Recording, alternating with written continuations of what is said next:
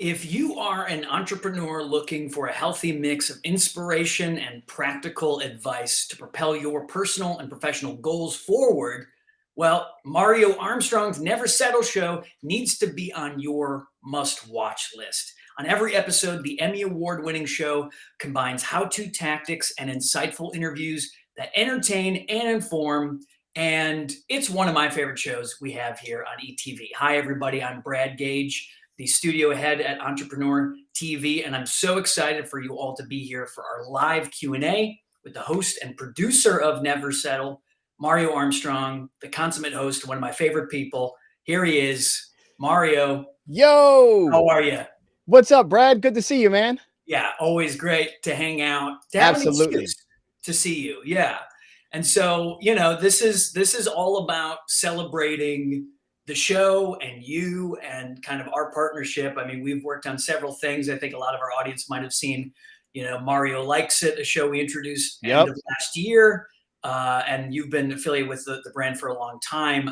I would love to hear a little bit about, where the show came from. And then after you talk about that, I want to show a little clip before we move into more of the interview. That's great because I'm actually going live right now. I'm trying to okay, you're live too. Okay. I'm live too on all of our channels as well. And I'm also live on IG, just pushing us, everybody, to go to YouTube, go to Entrepreneur Magazine, go to Entrepreneur on YouTube, and you can join the live discussion that's going down right now. Yeah, Brad. So it's been really a great opportunity to work with the Entrepreneur team, to be really a part of the family, and to, take our show, which is all about entrepreneurship and creators and solopreneurs, and giving you practical tools and tactics, but doing it in a really fun way. And also giving you access to people in a different light. Like, maybe you've heard from some people before, but you're hearing from them differently. Maybe you've seen Spike Lee talk before, but you're hearing him talk more entrepreneurially. And so it's that lens of being an entrepreneur myself, and really being a journalist for all my life, and being on the Today Show, and being on CNN and all these networks where we've had tons of contractual deals with. Now actually creating our own show really gives us the chance to say, what do entrepreneurs really need to know? Not what do we think is hot? What do we think is going to be good clickbait? None of that enters into it. It's very intentional with what we decide we're going to put out there. And that intention is driven by what we're hearing or what we're asking of entrepreneurs and creators themselves. So many of them get a voice in the production of the program, which has also made the show really different. And so it's an honor to be on the network with you guys. I'm super excited about what you've been working on for so long, kind of like getting to this point. And now you have some really stellar programs that are showing the potential of where Entrepreneur TV and this whole new network is going. And we're just glad to be a part of it. And look, Never Settle is the first show. We got other show ideas that we're cooking up. So, I'm looking forward to like seeing other opportunities evolve as well. But it's been a great relationship, and we really love it. I want to hear about those hopes and dreams. But before we keep going here, I do want to show a little trailer we cooked up so that people get a sense of the show. So that's great. Let's do that here. Let's take a little look at Never Settle with Mario Armstrong. Mario Armstrong, in case you didn't know, you have just entered the zone of Never Settle. Let's get it, family. Come on, let's go. You're not watching this show to wish, people. You're watching this show to do. You are incredible. You have a gift. You have a purpose, and your job is to deliver your greatness, people. Dreams have no expiration date. If you say your vision and people aren't scared by your vision isn't big enough. It's your vision. Nobody can take that away from you. You watch this show because you are serious about making a positive change for yourself. The Dream Killers won't win this time, people. So what I want you to do this year, this time, this season, right now, is to go out there and deliver your greatest potential. Let's get it, family. Never settle.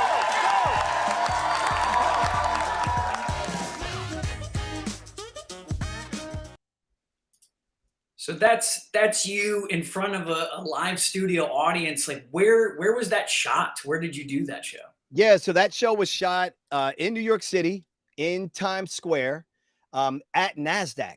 So, I mean, Like you couldn't really get any better than that opportunity. It's a multi-million-dollar studio. It's on the ground floor, right in Times Square. It's got big, ginormous windows that look right out into Times Square, so people in Times Square can actually look into those windows and see what's going on. And that was done there because honestly, it's a testament to putting your dream out there. So our first season was actually shot in a tech company's lobby. We didn't have the money for a studio. We couldn't afford it, but we had this idea of creating a show.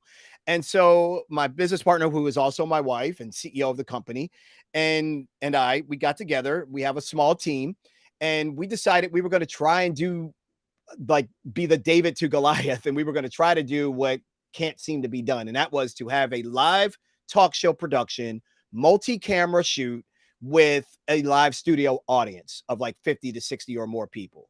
And every studio that we went to wanted, several $100,000 in order for us to have the studio for a week so that we could shoot X amount of episodes to kind of cover our season. We couldn't afford that. So what we ended up doing was bartering. And this is something that every entrepreneur should be thinking about doing when you don't have the capital at the time. There's two things that we did. We bartered, and then we learned how to do brand sponsorships to help pay for the production. So the bartering was, we went around to tech companies that had large lobbies in New York. And we were like, hey, we want to shoot this show and we can do it in the evening so it doesn't interrupt your business. And we will shout out your company's product in every episode if you could give us your venue for free and help us like get this together. Is that something you'd be interested in? We went around Gary Vaynerchuk's place. He was down, but he was growing so much that we couldn't do it in his place because the spot that he was going to give us was going to probably change in 2 weeks and not be available. So then we went around to a bunch of other places, got some no's, and then finally got a yes. And we did it at this company called Canary. So my point is, that was our first season. It was shot with the supervising producer, the director. They were in a janitorial closet on the same floor that had a window to look into the set. But we were putting this thing together like out of thin air, and we ended up producing this show. We get through doing 10 episodes. We end up submitting that show for the Emmys, not really wondering if it would win or not, but we had a dream and we had a vision, and it ends up winning an Emmy. And from doing that show where things weren't perfect is really the storyline for every entrepreneur. You all stop waiting for perfection. It does not exist. So just go, put your stuff out there, and the universe will fill in the details. I can say that because I've actually lived it. So what happened was, the reason why we were at that studio that you see wasn't because we ended up having the money to pay for it. It's because somebody else that worked there saw what we were developing and saw the potential. And they were like, hey, that show is great. Would you like to come over here and talk about maybe producing it here? And we were like, wait, like a 50-50 deal? Like, what are we talking about? And they were like, absolutely. And so it was like, you go from your production crew in a janitorial closet with metal tin chairs that are what people are sitting on for an hour-long talk show in a lobby of a tech company, to then a multi-million-dollar studio where CNBC shoots Squawk Box and a bunch of other shows shoot out of, that we are able to work a deal with them because they saw the potential.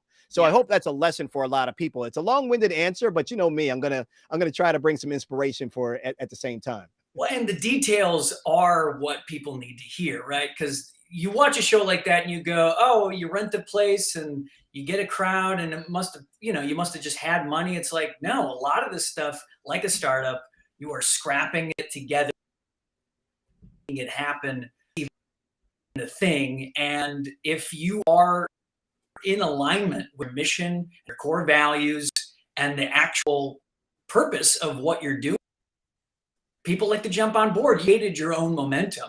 Now, you mentioned the Emmys. Yeah. I think that can kind of mysterious. Like, what is that process like? Not only submitting, but winning. And what did you win them exactly for? Oh, man. How did that feel? Tell me about the whole Emmys experience, if you can. This thing is really, really, thank you for asking. This is an incredible story because I really get choked up. because we were bankrupt, like pursuing our dream, and a lot of family and a lot of friends helped to really support us, and there were times when I'd be live streaming talking about this situation and trying to make this idea work, and I'd literally be in tears, and my family would be, some family members were a little like, hey man, you need to stop crying live on social. People think you made it already. Why are you doing that? And I'm like, because I haven't made it to because it's not true, because it's not real. Like, people need to see the real grind, and I'm emotional about it because I didn't understand why it was so damn hard. And I'm truly fighting for the other underdogs. So I feel like, yes, I'm an underdog, and I got to also win for other underdogs. So to be able to hold this in my hand and see this now, it just constantly takes me back to that moment. So when we first put together the show, we were in the conference room. We had about 5 people on the team at that time. And I remember going into the conference room, and I had this massive stack of papers. Like, I just dropped the stack of papers on the conference room table. And everyone is looking like, what is that? And I go, it's the Emmys submission form. Now, granted, this is our first meeting with the team. We haven't talked about what's the show really about. We knew it was going to be a talk show. We knew it was going to be for entrepreneurs. But who are we interviewing? Why are we interviewing them? What are the lessons people are going to get out of it? How long are we going to be interviewing? How are we doing this interactivity with a live audience and people online? How are we doing all of that? None of that got brought up. I said, boom. They're like, what's that? I'm like, the submission to the Emmys. And I said, I don't know if we have a chance of winning this or not. I said, it doesn't even really matter if we win. What matters is, whatever we do, let's put our best ideas, our best potential forward. We've assembled the best team that we could assemble. Each and every last one of you are gifted, you're talented, you're experienced. Let's go. Don't second guess yourself. Let's build this idea, and let's shoot this thing as if we are getting paid by NBC, or as if we are getting paid by Netflix, or as if we are getting paid by Hulu. And so that was the mindset that we went into it, not necessarily to win an Emmy, but just to create the best content with the best way that we could do it. And I felt that if we could do that, then we would earn our own right to at least submit. And so that's how it all started, man. It was just like literally not even knowing what the show was about, looking at the submissions, then working on the show, developing the idea, the format, the structure, the interactivity, all of those things. The interactivity became very important because that's the reason why we won the Emmy in that category. And then we had to actually execute the show and really deliver great content that was going to really help people. Otherwise, it didn't matter if we got the gold medal or not. So once we were into show mode, and we were like, I was like, this is really magical. Things are coming together that we couldn't have anticipated, but it's because we decided to start and to go without everything being perfect, that the universe was filling in all the details. And I'm like, yeah, we're submitting this. I think I knew probably after episode 2, I was like, we're submitting this for the Emmys.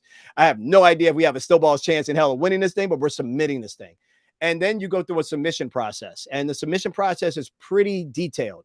It's like a 65-page document you got to go through. You got to identify which category is the right category or categories for you. We submitted for 2. We submitted for host, and we submitted for the show's production for live streaming. Those were the 2 categories. We got nominated in both categories, which was crazy. So fast forward really quick to Emmy night. You're in major like ballroom, hundreds of people, that are all around. You got a dining table. You're sitting with like family and friends, a table of 10. And we had another table that was like partners and sponsors and people that participated and supported. And it's a long night. I mean, this is like 3 to 4 hours you're in there. Not everything gets televised. Not everything gets put up. Not every category is seen. So we were towards the end, and they did the host category first about midway through. And they brought up the nominations, and I was nominated amongst other people. And then they didn't call my name. And I felt the biggest sigh of relief, Brad, because when they didn't call my name, I was like, yes, I didn't win the Emmy for me, because later was the Emmy for myself and the team. And I was like, I don't want to walk home with an Emmy from a host if we can't get one for the team. I'm just not that self-centered kind of guy. I was like, the team's got to win. And then if I get one, great. So I lost. So I actually felt a breath of fresh air.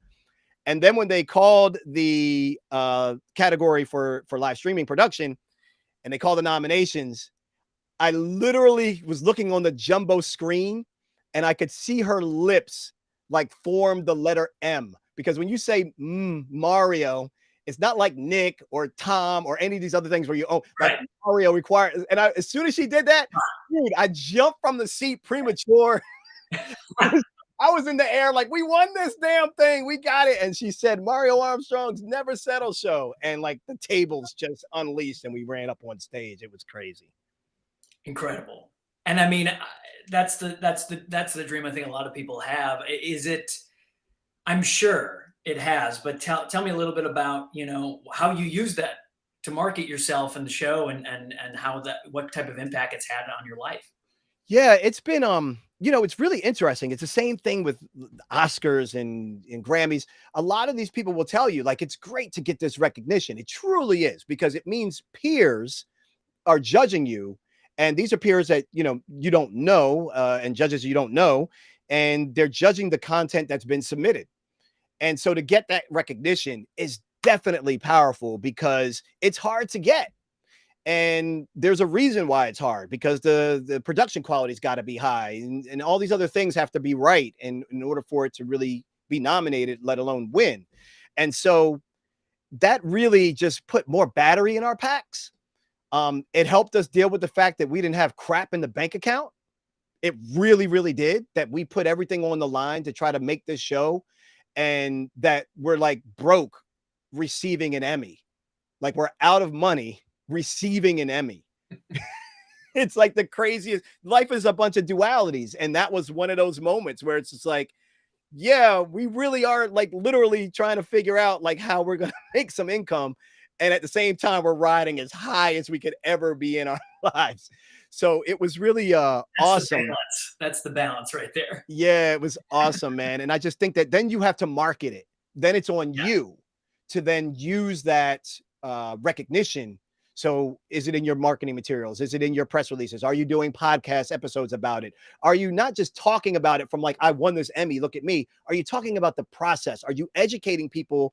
Are you inspiring them in some way that they can go after their big thing in their world, whatever that may be for them? And can you use those teachable moments to help others and, use it in a way that helps brand you? So that's been the most powerful use of it, honestly, is to leverage it as lessons learned for other people, and then to remind brands. And when other people tell us no, we can say, well, wait a minute. we were told no once before, and we ended up with this. Would Roku like one of these? Would Hulu like one of these? Maybe we should be, just talking a little bit further, because you never know. So it's one of those things. That's that's definitely a pretty big bargaining chip, I'm sure. Yeah. And I mean, I've done a lot of hosting. I watch your show. You're so energetic and dynamic. What is basically some of the keys to making an impact as a host, but not only that, as a host in the business sector, because that is a kind of specific type of content. Yeah, I think part of the key is collaboration. You can't do anything by yourself. And this is for the entrepreneur that's listening, that's coming up with their own product and their own ideas. You got to have a team. And that team consisted of Entrepreneur Magazine. They were one of the first people that I presented this idea to. And they were like, we love this idea. They weren't a no. So what did that tell me? What that tells me and tells you is that you got to find your community. You got to find your people that can see the value that you see, but that there's a win-win for both parties. And often we get so caught up in what it is that we're trying to do. I could get caught up in being a host so much that I could forget that it's not about me. And I think staying grounded, removing ego, and really trying to be the best human that I can be has made me a better host. But I think that's also because it's made me be able to get other people to be involved in visions that we want to try to fulfill, because they feel a part of it. They see it. They're energized by it. And we think about how it can be a win for them. So yeah, we are clearly understanding that a deal with EntrepreneurTV gets us distribution. Absolutely. That's a big win for us. But then on the flip side of that, what's the win for EntrepreneurTV? They get a show that's high quality, that's won Emmys, and is continuing to produce other shows at that level, if not higher. And so we often can forget about what we bring to the table because maybe we're so desperate to try to launch our thing or grow our thing that we forget maybe the value that we bring to the thing. But what I do know is, as a host, it takes a team. So that's also the researchers, writers, people helping me when I'm saying, hey, what do you think about these questions? Are these any good? It's also the social community. When we would literally ask people, here are 5 topics we're looking at doing, which one do you care about? And we would actually do that topic. It wasn't like, we were playing games with people for publicity's sakes. We were showing them that we were actually including that into it. So I think being a great host at the end of the day, technically, is being a great listener, because you're trying to understand how to communicate to the audience the in-between moments. There's like the obvious conversation, and then there's like the really deep stuff, and then there's like all this stuff in between. And so it's really, for me, I love to try to find the nuanced thing that could really be the one light bulb that sets somebody else off. And they're often running with their idea or their confidence, or they're, defeating self-doubt or whatever it is. And so I think for me, it's being a great listener and then really understanding the audience and then collaborating with people that support it. It's a magical thing when that works out. And I think it really does work out with the show. And you touched on this a little bit, and we do need to wrap up in a moment. But I love this. Tossy Brand says a trusted team is so amazing. Yeah, that's true. I mean, let's take a look at that, right? Like, that is building, that takes time and authenticity. That's so completely true. I mean, people are your power. When you are a business person or on a production, you can't do it alone. And so I love that, Tausi. That's fantastic. So I definitely want to wrap this up to just get a view of what's next for you, what's next for Never Settle, what's going on, that we can look forward to. That's a great question. I mean, we got a podcast out called Parents Making Profits, which is really cool, that you all can check out if you're into podcasts. That's an audio podcast right now. We have the Never Settle show clearly on Entrepreneur TV. So make sure you're going to the entrepreneur.com website and you're clicking on the menu and dropping down to Entrepreneur TV to see when we're slated on the schedule. And then we're working on 2 pilots. One is really going to be very different. It's what I call peanut butter and jelly. It's where you take 2 ideas, mash them together, and you create something new. It's going to be for entrepreneurs. We're going to be talking about some of the headlines and news and current events that you all are talking about, but from a different angle. And it's going to be really entertaining, fast-paced, but also educational. And then we have another show in development that I can't talk too much about, but it involves food competition with entrepreneurs. I'll leave it at that. And so I'm excited about those 2 projects. In addition, we're teaching creators how to get their own brand deals. One of the things I mentioned at the top of this was we did barters, which means we would give something away for free in order to get something for free. And then we did brand deals. That was the other way that we were able to present our concept, the idea. So many people think you can't get a brand deal for your podcast, your YouTube channel, or your social media small following. And the fact is, more and more marketers are looking to spend money with niche audiences because the engagement is higher. The problem is they got to do a lot more work to find you. So you have to be more proactive in presenting yourself to them. But if you don't know how to package yourself correctly, you're going to put out the wrong pitch, or you're going to put the wrong information, or you're going to send pricing with 3 tiers, which they don't want. You're going to do all these things that can backfire and get you ghosted. So we learned how to get brand deals from companies to fund our ideas in our business. And we've done that now significantly, like FedEx, Capital One, Wix, so many, Roku, so many brands have sponsored with us over the years, Ford. And now we teach other people how to do it. So I think if there's one thing that I would do is be smart about where you're getting your money raised from. You don't have to do loans. You don't have to do friends and family, VC investment, or take on that personal credit debt. You could be getting from the 5th and overlooked source, brand sponsorships, if you learn how to package yourself well. And that's one thing that we're super excited about teaching creators how to do, because it's more potential than ever to monetize your concept, your event, your content, and your ideas. I love it. So, only a few things going on. Only a few things going on.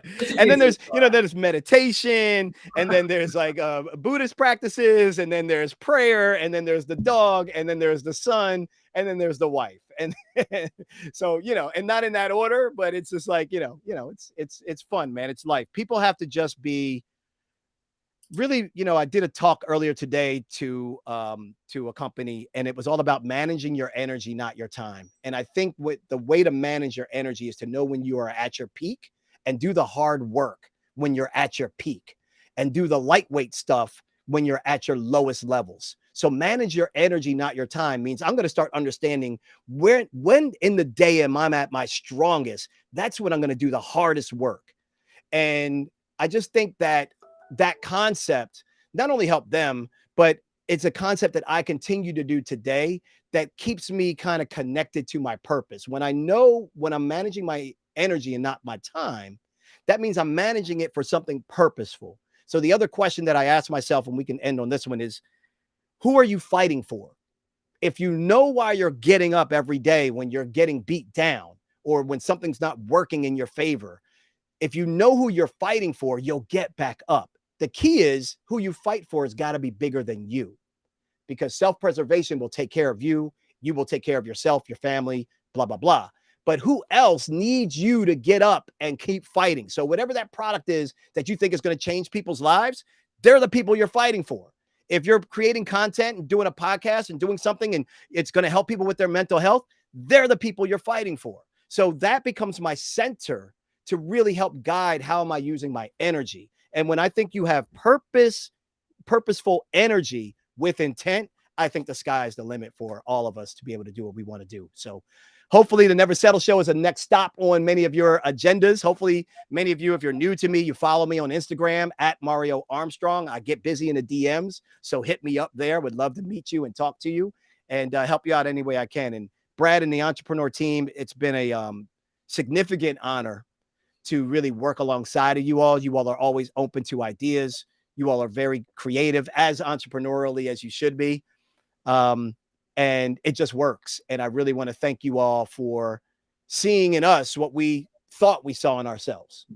Well, I can't wait to continue this partnership in whatever that, form that's going to be. I think we are going to be working on some bigger and better things in the future. But, all that stuff you said, energy, intention, I think we're going to bottle that up and try to sell that, because that's incredible stuff. Well, for everybody, look, man, dreams have no expiration date, people.